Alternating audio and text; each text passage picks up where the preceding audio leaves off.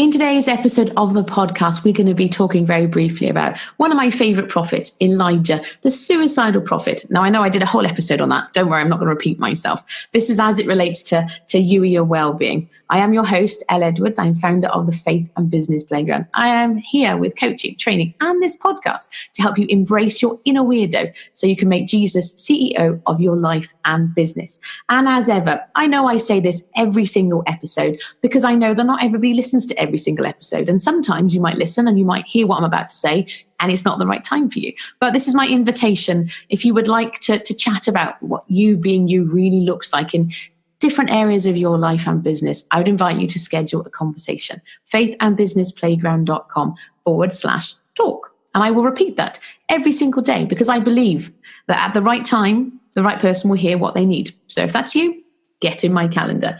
In the meantime, though, today we are, like I say, we are talking about Elijah. And this is 1 Kings chapter 19. And Elijah had, in the previous chapter or two, was flying high. He had some really cool stuff happening. He did one over on the prophets of Baal. It was all rocking and rolling. It was brilliant.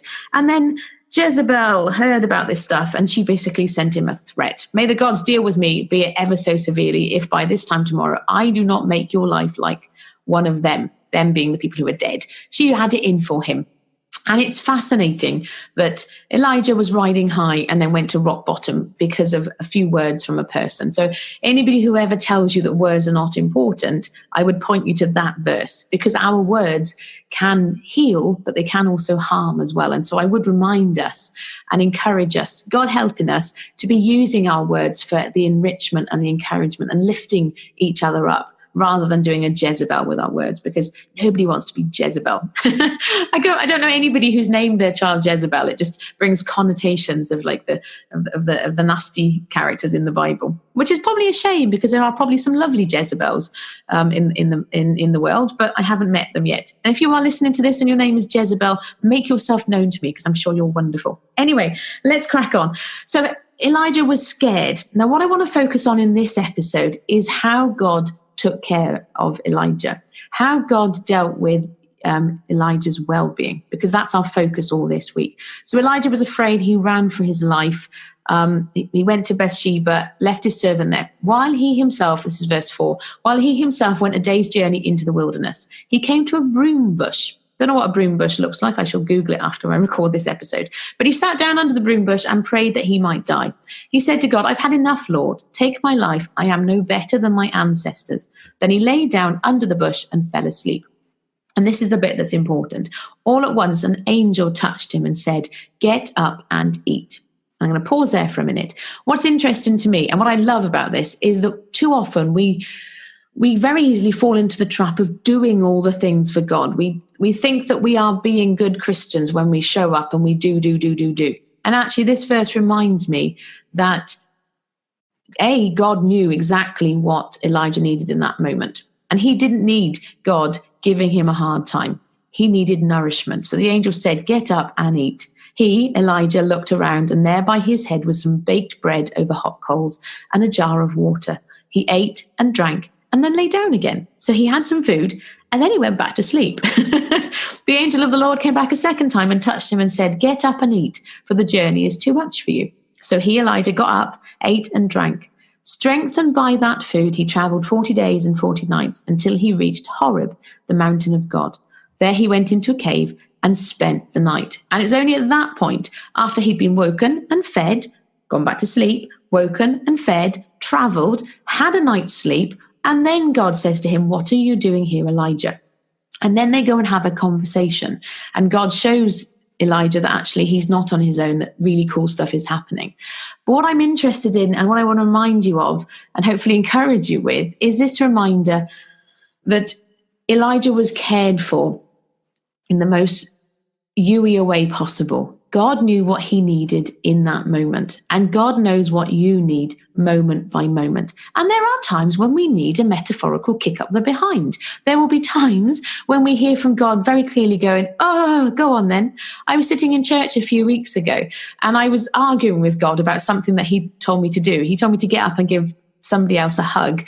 And this person had hurt me. And humanly speaking, I did not want to get up and give this person a hug. I was like, no, come on, I really don't want to. And then a lady two seats down from me made the most incredible sound. She was praying in the spirit. She was speaking in tongues, whatever you want to call it, but made this sound. It sounded like this to me. I know that sounds like I'm making it up. I swear I'm not. Okay. That's what I heard.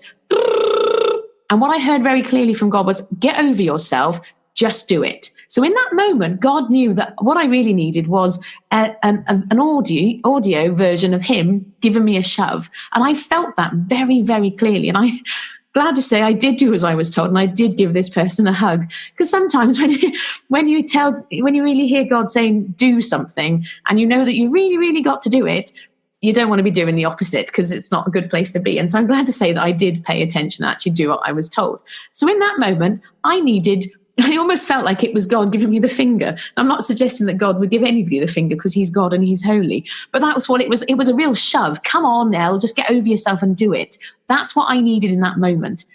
Elijah, in that moment, did not need that. He did not need God giving him a hard time. He was already giving himself enough of a hard time. He needed nourishment. He needed rest. He needed the angel to give him a hug, effectively. And so what I want to encourage you with today, as you consider what it looks like for you to be taking care of yourself, Youier style, is that God knows what you need.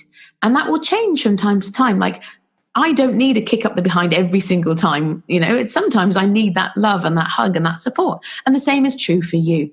And so I just want to encourage you. God knows what you need. And so if you're not sure what you need, ask him. What do I need? What do I do? How do you want me to be looking after myself the best? What does that look like, God? Be open to that guidance, because he created you. He made you. You are made in his image, and he knows what you need, and he can provide. And that's the reminder through this story as well. God can and does and will provide. And so that's my encouragement for you today. And of course, if you want to talk about that, you've got the link you need to schedule a call, faithandbusinessplayground.com/talk. But be encouraged, my friend, because God, minute by minute, day by day, God knows what you need. And if you are open and with a willing heart, he knows your heart. He knows the yearnings and those desires of your heart, because he put them there. And so really, just ask him. If you're not sure, ask. And he will show you that way forward. Sometimes very, very clearly. Sometimes it's about pushing at doors because we're not really sure. But if you're keeping your eyes and ears and soul and spirit open to hearing from God, he will bring you those answers that you need. Thank you for being here. I love sharing the story of Elijah. Tomorrow we're going to be thinking about your mental well-being, a little bit about mental health type stuff with one of my favorite verses in the Bible. That's tomorrow, though. In the meantime, thank you for being here. Thank you for listening. If you enjoy this podcast and you know there's somebody else who would enjoy it, I would invite you to share it with them, because one of my big passions for this year is to share this with more people. And I don't know lots of people. I only know the people I know. So if you've got a friend, I would encourage you to share it with them. Or if you leave a review, and that will help other people find it as well. Whatever that looks like I say, and do so with my thanks. Know that I'm here going, yay, thank you so much, because I feel honored and delighted every time I get to share this with you. So thank you so much. I shall be back tomorrow. I look forward to sharing with you then. Take care. Bye-bye.